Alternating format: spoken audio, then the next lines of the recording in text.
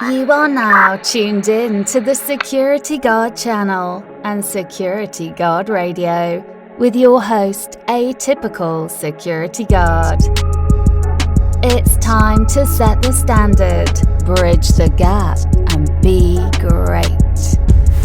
Yo, what's going on, guys? It's your boy Atypical Security Guard coming to you from the Security Guard channel with tonight's Security Guard Radio broadcast. Guys, listen, before we get started, I want to say thank you to everyone that commented on the post from yesterday. I put up a post on the community tab asking why you had gotten into security and what your why was for being in security. A lot of people, they chose between one of the four options, which were provide for your family, make money, or protect the public, using it as a stepping stone to get into law enforcement.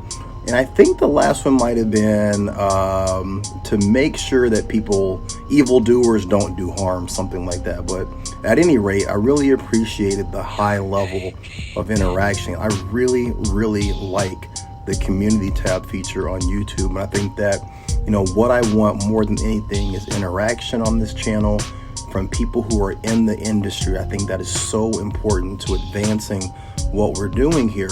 So having you guys all participate in that, if you commented, if you liked, if you were a part of that discussion, I want to thank you from the bottom of my heart. Truly appreciate that. Now, one of the things that I was going to do today, I was going to talk about boundaries, right? I wanted to go over some of the boundaries that I see, being violated in security. And I had an entire broadcast, kind of planned out. But one thing that I have not been able to get over in the last couple of days is a situation that happened within I'm not going to say the company. It wasn't the company, but a situation that happened with some people that I know in security. Let's just say that, right? There was a issue, and I put up a post maybe 2 or 3 days ago on that community tab about this, where someone showed up to a public place, a store, a grocery store rather, with an AR-15. Okay. Now, most of you are aware, if you're on YouTube, of the Second Amendment audit. It's basically where people, will try to bait someone into violating their Second Amendment rights. And I think that that's what happened here. This person showed up to a location with an AR slung across his back and approached the door. And the policy, let me take a step back here. Living in Oregon, the law is that you can open carry either a rifle or a handgun if you have a concealed carry permit. Now, in most situations, your average citizen is not going to ask somebody, even your security guard is not going to ask somebody if they have their concealed carry permit. We don't necessarily have the authority to do that. The police can do that. But also, aside from the law, the Oregon law, it also says in the Oregon statute that each individual city has the ability to amend that law as they see fit.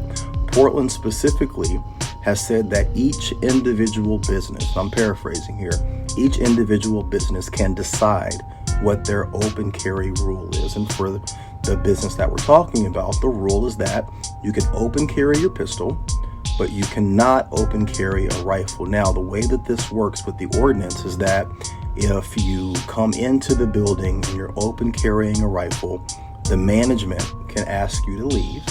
And then if you refuse to leave, now you're trespassing, and then you can deal with the ramifications from trespassing or criminally trespassing at that point, or whatever happens from there. But that is the law and the ordinance of this open carry situation in Portland. And when discussing this with people that are here in Portland, security guards that are here in Portland, and some of the people that commented on the community tab, I was shocked. I was shocked to hear, security guards, a couple of actual law enforcement officers, and then people on the security guard channel page basically saying you have the right to open carry, however, ... right?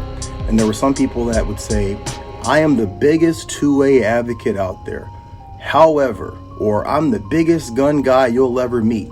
But I am going to take that as a threat. I'm going to draw down on this person, or I'm going to approach this person, or I'm going to assume that this person is an evildoer. Guys, look, I get it that, even the performance aspect of a 2A audit. Somebody is doing something for attention, and in today's climate, today's day and age, that is probably the most asinine thing that you can do. Someone put up a comment today, I think, and it said, just because you can do something doesn't mean you should do something. And I agree with that. But I agree with the Constitution more. And this is not something that's up for a debate. A person's Second Amendment right, their Second Amendment rights are not to be violated, even at the behest of our sanity within our job. And guys, look, I know that would make our day so much more difficult to have to discern between, is this person a threat, or is this person doing something strictly to gain attention? And that sliding scale could go one way or the other in a split second.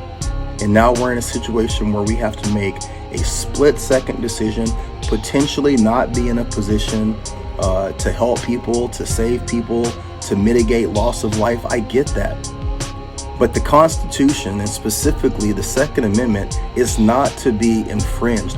And what bothers me and what really fucking pisses me off is that we have enough people on the political left that know nothing about gun culture, know nothing about the 2A rights. They know nothing about what it takes to be trained, to be certified, to be vetted, to be background checked. They have no idea what it takes to be a legal, lawful gun owner. That is our realm. That's our realm in the 2A community. That should be our realm in security. And God damn it, if you're a law enforcement officer, you should know this more than anybody else. So if you're one of those people talking about violating someone's rights because you personally don't agree with something, or you personally don't want to put out the effort to do your job and have to extend a little bit more effort to watch somebody, and you're willing to violate that person's rights, guys, this is what puts security in the situation that we're in right now. Exactly this type of shit. And what I call this is vacationing on Fuck That Isle. Fuck That Isle is a beautiful location where security guards, and unfortunately, from what I learned, the last couple of days via this post and this situation, a lot of law enforcement officers like to vacation on. And let me explain to you what Fuck That Isle is. Fuck That Isle is, I'm not going to worry about what the Second Amendment of the Constitution says. Fuck that. I'll do what I think is best. Right? It doesn't mean I'm going to listen to the post orders that are specifically set out by the company that is employing me and the contractor that holds the contract that allows me to get paid. Fuck that aisle. Do what I think is best. And guys, listen, as security guards, we cannot operate like that.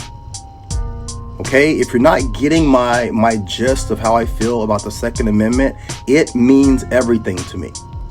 It means everything to me because I'm an American patriot, number one, and it's in the Constitution. I swore to uphold that Constitution in the military, and it's not something that's up for debate. Not one single aspect of the Constitution, in my eyes, is up for debate.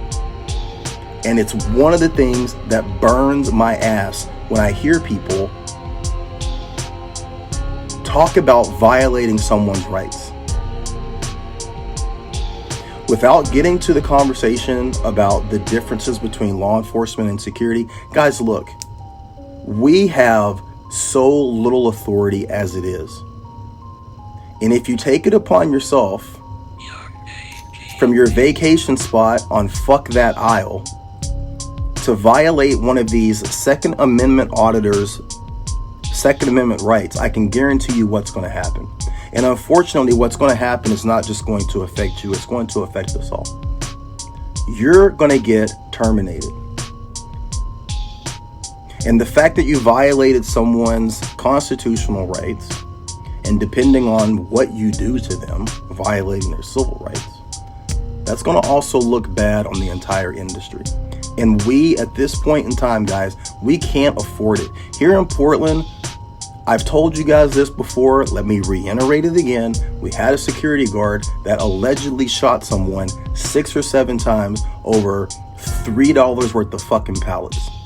This is the kind of stuff that, under the political climate that we're in right now, we'll have our guns taken away from us, have our certifications pulled. And I pay for my mortgage. I support my kids in college. I feed my family off of this job. This is something that I take extremely seriously. And more of you need to take it seriously. I don't know if I'm more hurt about the fact that people were posting that they were going to violate someone's constitutional 2A rights, or the fact that more people didn't jump in and say anything. Guys, we have to be the gatekeeper. We have to be the gatekeeper of the Second Amendment. We carry a gun for a living. If anyone is going to argue